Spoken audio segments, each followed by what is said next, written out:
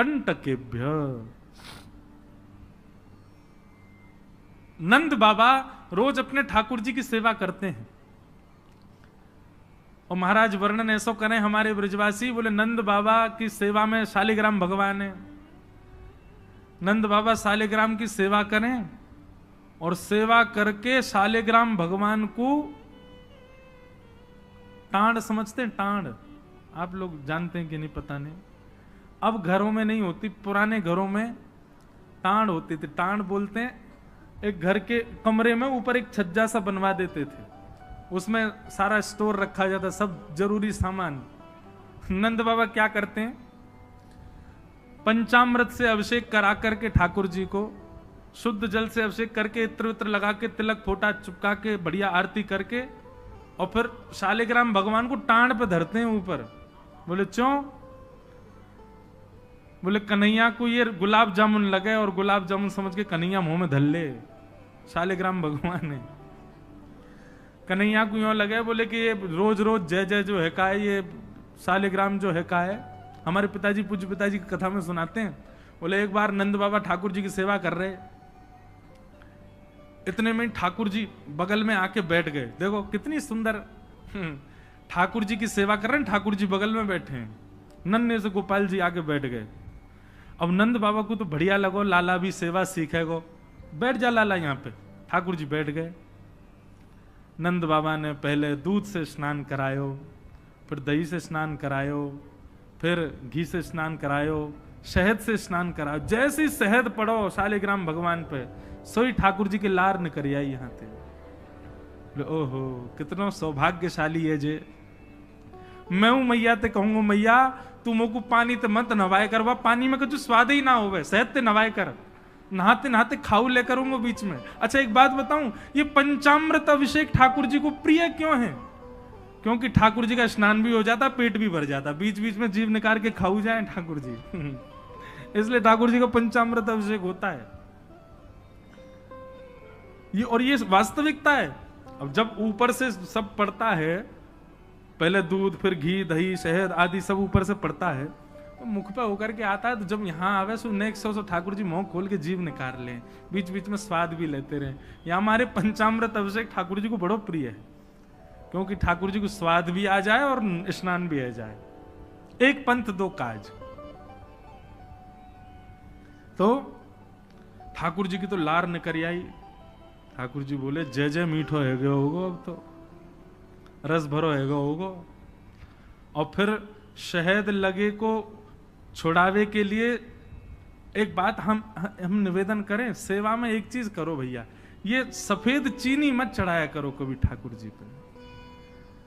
ठाकुर जी के अंग पे लग जाती होगी, उस पर भी फिर ऊपर से आप हाथ ऐसे घुमा देते हैं, शंकर जी पे हो, शालिग्राम जी पे हो, ठाकुर जी पे हो।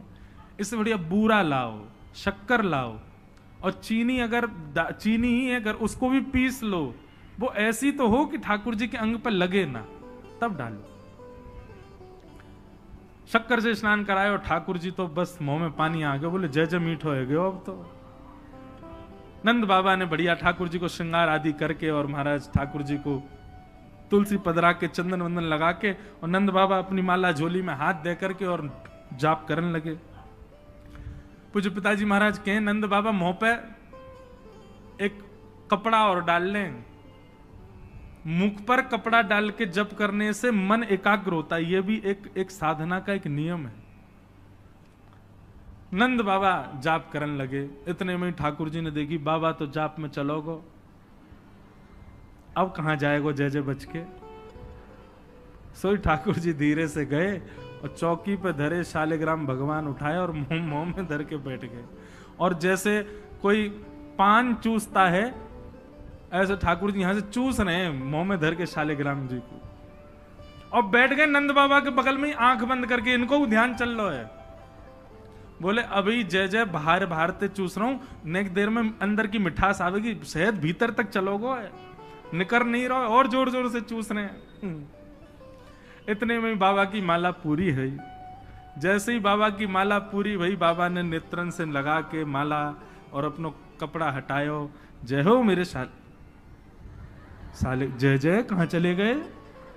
अब तो ढूंढे, पुष्प उष्प उठा के सब देखी, ठाकुर जी है ही ना वहां पे। अरे यशोदा, ठाकुर जी कहां चले गए? बगल में छोटे भगत जी बैठे हैं, वो बिल्कुल महाराज ध्यान करके बैठे हैं, या तरफ शालिग्राम जी दबा रखे हैं। लाला, जी कहा है तेरे मुंह में? बोले कहा, जल्दी दिखा। नंद बाबा ने एक गुलचा बना करके जैसे ही मुंह में दियो, महाराज सोई शालिग्राम जी बाहर आ गए। नंद बाबा तो लिए उनको सिर से लगा में, रोते रोते गए, अरे यशोदा देख आज कहा भयो? बोले कहा भयो? बोले तेरो लाला उद्यमी है, हमारो लाला उद्यमी है, ये बात तो मैं स्वीकार कर चुका हूं, लेकिन इतना बड़ा उद्यमी? यशोदा मैया बोली भयो कहा? बोले भैया जे मक्खन खा जाए, घी खा जाए, मिश्री खा जाए, दूसरे इनके घर में जा जाके खाया वे, लेकिन आज तो यानी भगवान ही खा लिए, जय जय खा गो, हमारे शालिग्राम भगवान को खा गए। यशोदा मैया बोली वो तुमने शहद से स्नान कराए तो वह लगी होगी, मीठो है गो, जय जया खा जाओ। ठाकुर जी दूर खड़े हैं। वह दिन से नंद बाबा को नियम है स्नान ध्यान करके ठाकुर जी को टांड पे धर के जाएं कि लाला के हाथ नहीं पड़ जाए कहीं, नहीं तो जय जय खा जाएगा। ऐसी ठाकुर जी की मधुर लीला, इतनी भाव में लीला ठाकुर जी की चल रही है कि सब रीझ जाते हैं। बंधुओं, कभी कभी तो इन लीला को सुन करके, कह करके और अनुभव करके तो नेत्र सजल हो जाते हैं। ये परब्रह्म परमात्मा प्रेम के पूर्ण स्वरूप बन के आए। आहा, वर्णन करते हैं ठाकुर जी ने चोरी का मन बनाया। क्यों? बंधुओं, भगवान के काल में कंस राजा ने ब्रजवासियों के ऊपर कर लगाया था, टैक्स।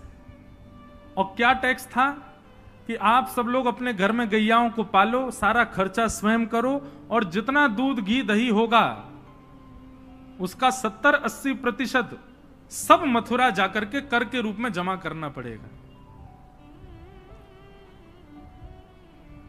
मथुरा के लोगों को और बड़े बड़े शहर के लोगों को गैया पालनी नहीं पड़ती थी, ब्रजवासी पालन करके सारा दूध घी दही देते थे। फिर कंस के लोग जो थे वो उसको बेचते थे, उससे धन कमाता था कंस।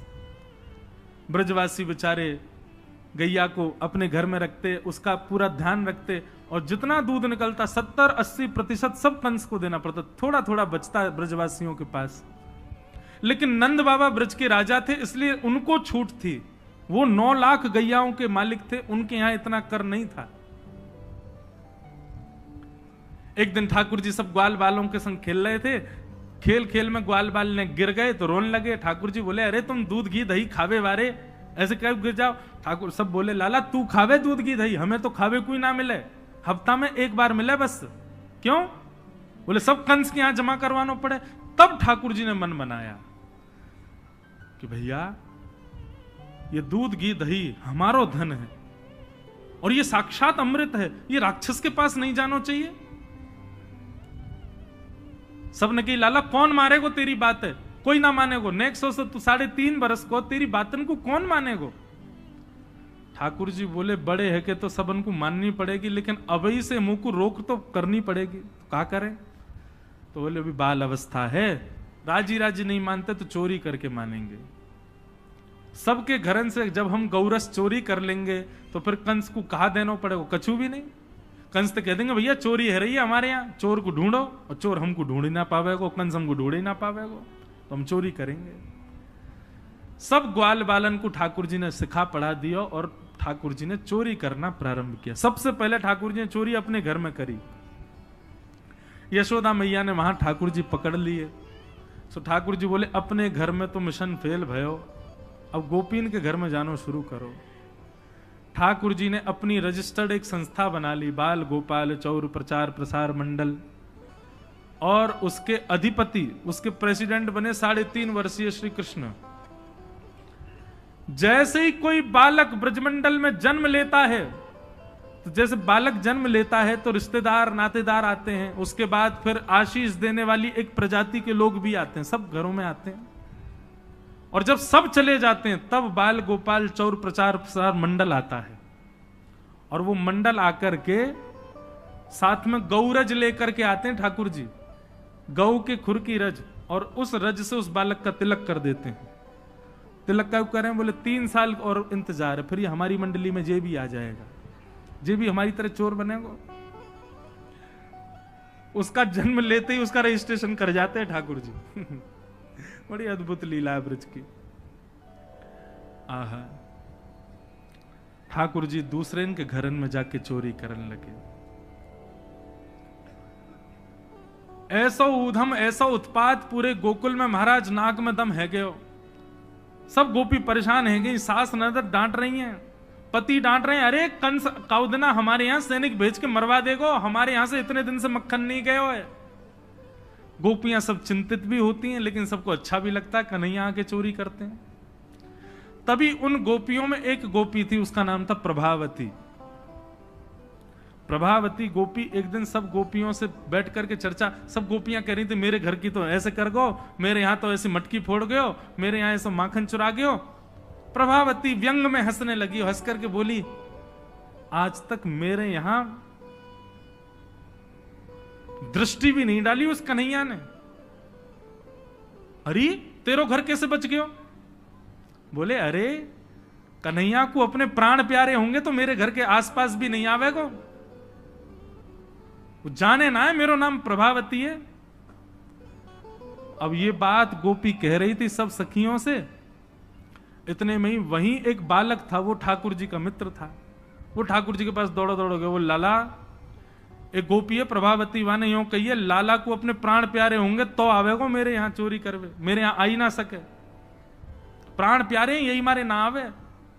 ठाकुर जी बोले हमको चुनौती दे रही है? बोले हम बे लाला तू को चुनौती दे रही है? बोले अगलो धावो यही के घर मारनो है। सबसे पहले तो ठाकुर जी ने प्रभावती के देवर को अपना सखा बनाया। देवर कितना बड़ा, वो भी छोटा सा ही था। ठाकुर जी ने उसको अपना सखा बनाया।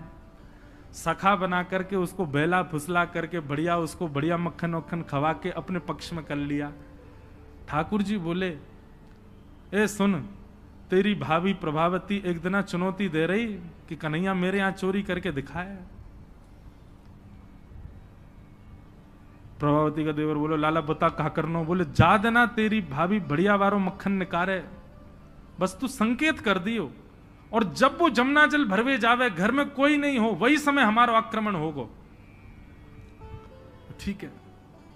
प्रभावती ने एक दिन बढ़िया मक्खन निकारो, और महाराज मक्खन निकाल करके छींके पर टांगो, और वो बालक ने देख लिया, दौड़ करके ठाकुर जी के पास बोले आज भाभी ने मक्खन निकालो, आज ही चलो लाला। बोले हाँ आज चलेंगे।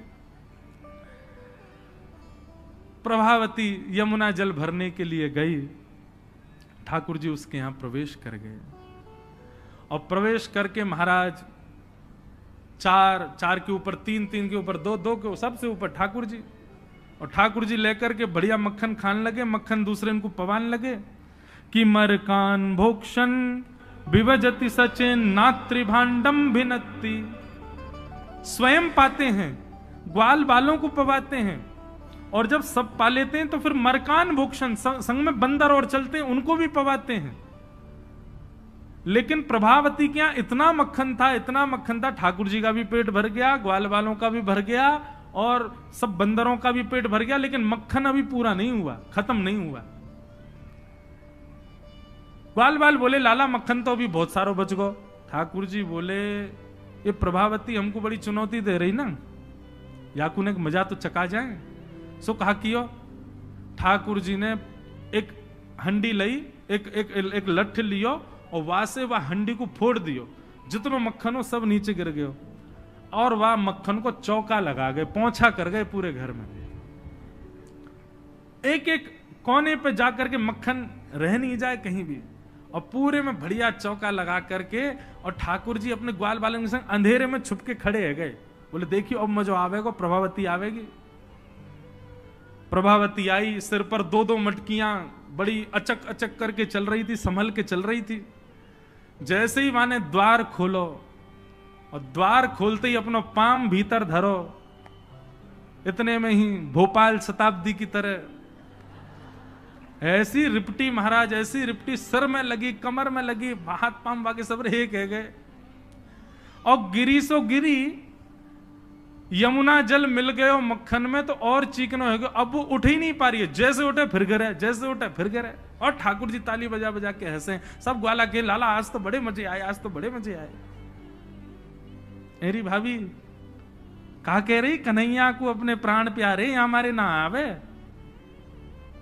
अब तो को तेरे प्राण प्यारे होंगे ना तो कभी हमको चुनौती नहीं देगी। और ठाकुर जी भाग गए। प्रभावती महाराज जैसे तैसे रिपट रिपट के बाहर आई और जाके सीधे यशोदा मैया के पास पहुंच गई और जाके बोलने लगी, बोले मैया अपने लाला संभाल ले, नहीं तो काउदना हाथ दिखा दूंगी याकू में। ऐसा उधम मचावे, देख मेरी कोहनी टूट गई, कमर टूट गई, ऐसा उधम मचा के गयो। यशोदा मैया बोली, तुम गोपिन पर कछु काम ना है, 24 घंटा मेरे लाला के पीछे पड़ी रहो। काउदना रंगे हाथ पकड़े तो आइयो, नहीं तो कभी मुख मत दिखाइयो अपनो। प्रभावती बड़ी चिंता में है, बोले ठाकुर जी को रंगे हाथ कैसे पकड़ूं। इतने में यानी विचार कियो कि मेरो जो देवर है वो लाला के संग बहुत ज्यादा रहवे, तो यार देवर को पहले अपने पक्ष में करो। ये देवर कभी ठाकुर जी के पक्ष में जा रहा हो, कभी प्रभावती के पक्ष में। प्रभावती ने एक दिन वाकू दिखाते भय मक्खन निकारो, आज तो धोरी गैया को मक्खन है, इतना मधुर मक्खन है, और या से तो आज मैं शाम को बढ़िया रोटी बनाऊंगी, घी बना करके सबको पवाऊंगी, अब बढ़िया मक्खन निकारो। देवर ने देख लिया और जाकर के सीधे पहुंचो लाला के पास, बोले लाला भाभी ने आज धोरी गैया को मक्खन बनाया। ग्वाल बाल सब बोले लाला वहीं चल, बात ना बड़े मजे आए वहां पे, आज फिर चल रहे प्रभावती के यहां। ठाकुर जी वे चलो। अब प्रभावती ऐसा दिखा करके गई कि वो जमुना जल भरने चली गई है। ठाकुर जी ने देख लिया प्रभावती जमुना जल भरवे गई है, लेकिन जैसे ही ठाकुर जी वाके घर की ओर भागे, प्रभावती दौड़ करके पीछे के द्वार से गई और खिड़की में होके भीतर घर में आ गई और चुपचाप खड़ी हो गई अंधेरे में, हाथ में बड़ा डंडा लेकर के। ठाकुर जी आए, ठाकुर जी ने आकर के जैसे महाराज 4 3 2 1 ऊपर चढ़े, चोरी करना प्रारंभ कियो। ठाकुर जी जब पूर्ण रूपेण व्यस्त हो गए चोरी में, तब प्रभावती अपना डंडा लेकर के निकली। दारी क्यों तुम्हें बताऊं। और जैसी प्रभावती आई महाराज नीचे वाले सबसे पहले भागे, और नीचे वाले भागे तो ऊपर वाले सब गिर गए, ठाकुर जी लटक गए ऊपर। अब बाकी के सब तो वहां से भाज गए, ठाकुर जी रह गए। अब नीचे प्रभावती खड़ी है, आजा लाला तो बताऊं मैं, प्राण प्यारे देख देख देख प्रभावती तू सही ना कर रही है, तू जाने ना है मैं जय जय हूं। बोले तेरी जय जय तो मैं नकारूंगी, नीचे आ पहले तू। जैसे तैसे करके ठाकुर जी नीचे उतरे। प्रभावती बोले देख तुम तो को मुंह पे दया ना आवे, मैं कितनो सीधो साधो भोरोसो प्यारोसो, देख मैं तू वचन दूं आज के बाद नहीं आऊंगा तेरे घर, तू अब कछु मत करे, तू मुंह को मारे मत। बोले ना ना मारूंगी ना लाला, इतना कोमल सो मेरो लाला, वाकू कैसे मार सकूं मैं। ठाकुर जी बोले हाँ जी तो मैं मारी हूं मत। बोले मारूंगी ना तो को पकड़ के यशोदा को दे के आऊंगी आज मैं, वो बतावेगी तो। बोले या तो बढ़िया तो तू मार ले मोह, लेकिन यशोदा मैया के पास मत ले जा, ऐसा मत करे। बोले ना आज तो तू यशोदा ही बतावेगी तो। और ठाकुर जी को हाथ पकड़ करके महाराज प्रभावती पूरे गोकुल में हल्ला करती हुई जा रही है, और घूंघट करके, घूंघट पकड़ रखो एक हाथ से, दूसरे हाथ से ठाकुर जी पकड़ रखे, और सबरे गोकुल में हल्ला। देख लो रे सबरे गोकुल वासियों, जे नंद जी को लाला, यशोदा मैया को छोरा, ये घर घर जाके चोरी करे। यशोदा मैया कह रही रंगे हाथ पकड़ो तो बताइयो, आज पकड़ लियो या को ठिकाने लगाऊंगी मैं। ठाकुर जी बोले ये तो भैया बड़ी निंदा है रही हमारी। इतने में ही ठाकुर जी बोले ए प्रभावती, कहा बात है। बोले देखते ना इतनी जोर से मेरो हाथ पकड़ रखो, मेरो हाथ नीलो पड़ गयो, रक्त पूरा रुक गयो है, तू इतनी जोर से मत पकड़े, तू एक काम कर मेरो जे हाथ छोड़ दे, दूसरा हाथ पकड़ ले। प्रभावती बोले नहीं तू भाग जाएगा, तेरी सौगंध खा के कह रहा हूं मैं नहीं भागूंगा, तू मेरो एक हाथ छोड़ दूसरा पकड़ ले। प्रभावती चलती जा रही है, और चलते चलते माने 3.5 वर्ष के छोटे से ठाकुर जी चलते चलते माने जैसी मन बनायो कि हाथ दूसरा लाऊं, ठाकुर जी ने पीछे चल रहे ग्वाल बालन में प्रभावती के देवर को इशारा क्यों यहां पे आ। वो ठाकुर जी की उम्र को ही है। ठाकुर जी ने वाह को हाथ पकड़ लिया। प्रभावती, अब देख तू मेरा दूसरा हाथ पकड़, जल्दी कर। प्रभावती चलते चलते बोली, ला दूसरा हाथ दे। दूसरे हाथ के चक्कर में ठाकुर जी ने वाह के देवर को हाथ पकड़ा दिया, और पकड़ा करके ठाकुर जी गली मोहल्ला कुचेन में कूदते भय सीधे नंद भवन पहुंच गए, और हाथ पाम धो के सीधे यशोदा मैया की गोद में। मैया, इस सबरी गोपी मेरे पीछे काहे को पड़ी रहे? अरे मेरो लाला बड़ो मलूक है, हमारे पीछे पड़ी रहे। मैया, रोज कोई गोपी आ जाए, मुंह को तो लगे आज भी कोई गोपी आवेगी तो उसे शिकायत करवे। मैया बोली, आन दे दारी के मैं बताऊंगी।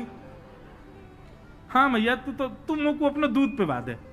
और ठाकुर जी तो इतने लाड़ प्यार में आ गए, मैया गोद में बैठ के दूध पीने लगे। इतने में ही प्रभावती आई। देख यशोदा मैया, तू कह रही कि अपने लाला को रंगे हाथ पकड़ के लाई, आज देख तेरा लाला पकड़ के लाई हूं मैं। ठाकुर जी बोले, देख ले मैया, मैं तो कह रहा हूं ना कोई गोपी आ रही होगी, आ गई। मैया तू एक काम कर दे। बोले, कहा? मैं, तू और बाबा हम तीनों कहीं और ही चले जाएं, ये गोपी हमको जीन ना दे रही है। इनको यूं लगे कि तेरो लाला इतना सुंदर काईकू है, ये चिढ़ के मारे आ जाए रोज। मैया बोली, लाला तू पीछे खड़ो रहे यार, गोपी है तो मैं देख के आऊं। मैया नीचे गई। कहा बात तक क्यों चिल्ला रही है? घूंघट में, देख तेरो लाला आज रंगे हाथ पकड़ो। मैंने तो याकू कुछ नहीं कही है, लेकिन तेरे हवाले छोड़ के जा रही हूं। मैया यार सबक सिखाइयो आज। मैया बोली, कौन है? बोले, तेरो लाला। बोले, देख तो सही कौन है। प्रभावती ने घूंघट उठा के देखो तो वही के देवर को हाथ। प्रभावती, बंदर तू कहां से आया? भाज गयो। अब तो यशोदा मैया ने खूब सुनाई। बोले, नहीं नहीं मैया, मैंने तुम्हारे लाला ही पकड़ो। बोले, तू झूठ बोले, मेरो लाला तो अभी दूध पी रहा मेरी गोदी में बैठ के। कन्हैया, इतने में ठाकुर जी आए भी तो। हाँ मैया, कहा कर रहे हो तू? मैया, मैं तो तेरी गोद में बैठो दूध पी रहा। मैया, ये सबरी गोपी मेरे पीछे पड़ी रही, मैं कहा बताऊं, इन लोगों की तो ऐसी आदत है गई है, और ये प्रभावती तो सबसे ज्यादा। मैया ने खूब डांटी। प्रभावती बोले, ये हुआ कैसे? प्रभावती बोले, अच्छा मैया क्षमा कर दो, मैं जाऊं। प्रभावती चली गई। ठाकुर जी बोले, मैया मैं 2 मिनट में आऊं, अभी ने सखांत में ले आऊं। जैसे ही प्रभावती ने दूर पहुंचे, सो ठाकुर जी आए आगे से, और प्रभावती के आगे आगे खड़े हो गए। तो कहो जी, कैसी रही आज? प्रभावती बोली, तेने ही कियो कैसे? बोले, मैंने कैसे कियो वो मत पूछे, लेकिन मैं तू को चुनौती देवे आया हूं। आज तेने मेरो हाथ पकड़ो तो मैंने अपनो हाथ देवर में बदल दियो। कल को अगर तेने मुझे पकड़ो तो तेरो हाथ मेरो हाथ खसम में बदल जाएगा। देवर से तेरे पति को हाथ आ जाएगा हाथ में। तू जाने ना नंद जी को लाला हूं मैं। प्रभावती इतनी लज्जा की हो गई कि फिर वो कितने दिन तक बाहर नहीं आई अपने कक्ष से, भवन से। वर्णन आता है, ठाकुर जी एक दिन उसके यहां पहुंचे, और पहुंच करके उसकी गोद में बैठ करके खूब स्नेह किया, और स्नेह करते तब भी नहीं मानी, खूब नाराज हो गई ठाकुर जी से, मुंह फेर करके बैठ गई। ठाकुर जी बोले, एक बार मेरी ओर देख ले। प्रभावती बोली, नहीं देखूंगी। बोले, बस एक बार देख ले, फिर जीवन भर मत देखियो। जैसी प्रभावती ने ठाकुर जी की ओर देखा, शंख चक्र गदा पद्म धारण करके चतुर्भुज रूप में ठाकुर जी ने उसको दर्शन दिए। बोलो भक्त वत्सल भगवान की। ऐसी ठाकुर जी की मधुर लीला वृंदावन में चल रही है। ऐसी अनेक लीलाएं हैं व्रज की।